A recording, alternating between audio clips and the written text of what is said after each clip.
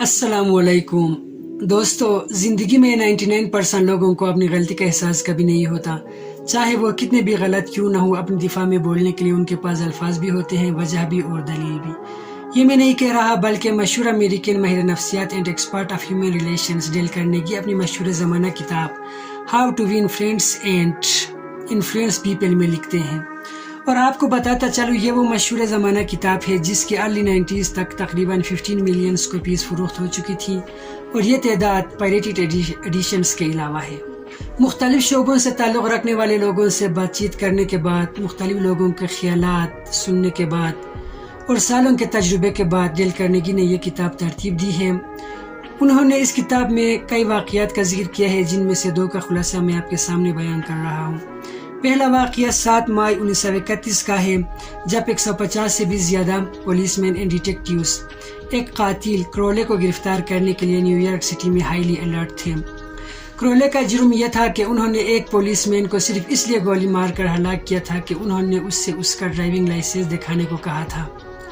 آخر کار کرولے کو گرفتار کیا گیا، مختلف لوگ اس سے ملے، اس سے بات چیت کیے، اور یہ بھی پتہ چلا کہ کرولے کوئی نشہ بھی نہیں کرتا تھا، نہ ہی سگریٹ پیتا تھا اور نہ ہی شراب پیتا تھا، اور یہ کبھی بھی اپنی غلطی ماننے کو تیار نہیں تھا۔ وہ یہ کہتا رہا کہ میں اپنی دفاع کے لیے اس پر گولی چلائی تھی، جو کہ کوئی بھی غلط کام نہیں ہے۔ اس کو الیکٹرک چیئر کے ذریعے سے سزائے موت دی گئی، اور آخری دم تک وہ اپنے آپ کو صحیح کہتا رہا۔ دیکھیے، اپنی غلطی ماننے کو تیار نہیں تھا۔ دوسرا واقعہ ایک گینگ لیڈر کا ہے جس کا نام آل کیپون ہے، اور اس کے نام سے شکاگو کے شہری کانپ اٹھتے تھے، اور اس کو بھی آخر کار گرفتار کیا گیا۔ وہ بھی اپنی غلطی ماننے کو تیار نہیں تھا۔ انہوں نے کبھی بھی یہ نہیں کہا کہ انہوں نے کوئی غلط کام کیا ہے، بلکہ وہ خود کو لوگوں کا خیر خواہ یا ایک اچھا آدمی سمجھتا تھا، اور اس کا ایک بیان یہ بھی تھا، I am an unappreciated and misunderstood public benefactor۔ دیکھیے، وہ بھی اپنی غلطی ماننے کو تیار نہیں تھا۔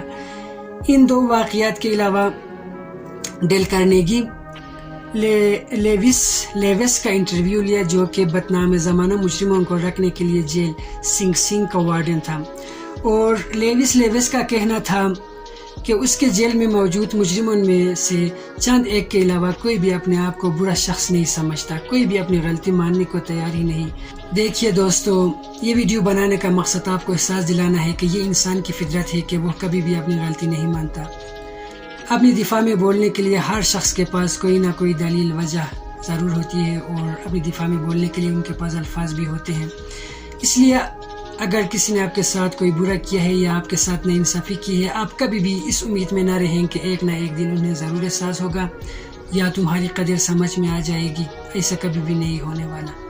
اس لیے اپنی خوشی کے لیے، اپنے سکون کے لیے، اپنے دل سے نفرت، کینہ، گلے شکوے اور دوسروں سے وابستہ توقعات کو نکال کے دیکھیے۔